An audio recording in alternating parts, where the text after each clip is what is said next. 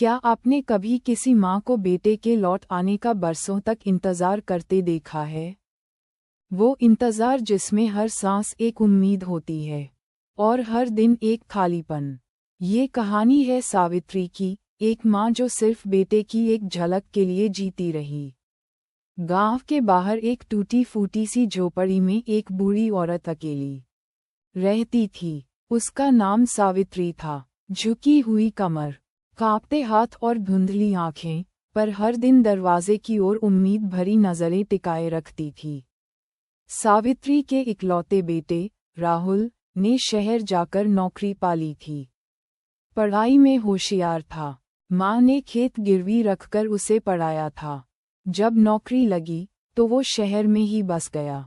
शुरू में पत्र आते थे, फिर कॉल, फिर बस खामोशी।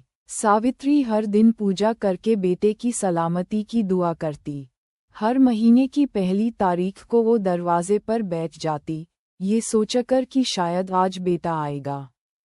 गांव वाले भी अब ताना देने लगे थे, बहू बेटा तो शहर के हो गए, अब माँ किस काम की।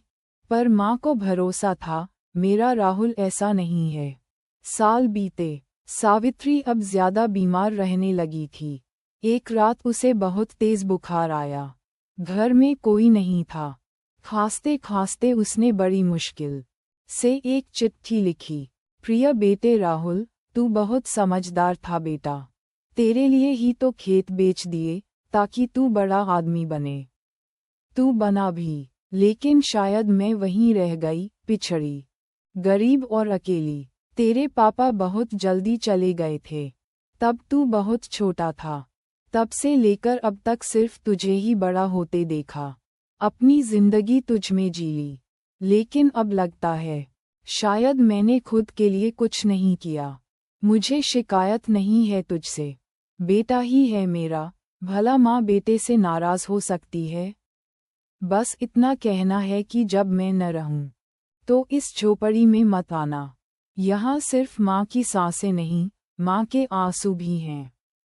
तेरी माँ, सावित्री। उसने चिट्ठी एक पुरानी किताब में रख दी, जो राहुल को बहुत पसंद थी, पंचतंत्र की कहानियाँ। और फिर कुछ दिनों बाद सावित्री की सांसें भी किताब के पन्नों की तरह बंद हो गईं। गांव वालों ने अंतिम संस्कार किया, बेटे को खबर दी, लेकिन कोई जवाब नहीं आया। 6 महीने बाद राहुल गांव आया, अपनी बीवी के साथ। झोपड़ी अब वीरान थी, दरवाजा टूट चुका था।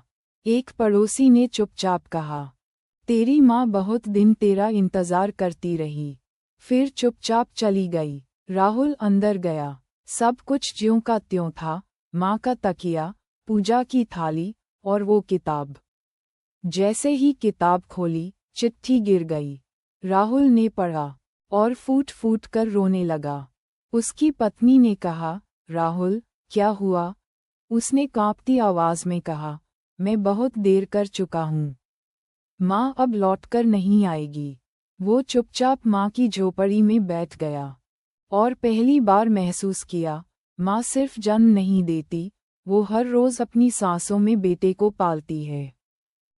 सीख, समय रहते अपनों को महत्व दो। जब रिश्ते चले जाते हैं तो पछतावे के आंसू भी उन्हें वापस नहीं ला सकते।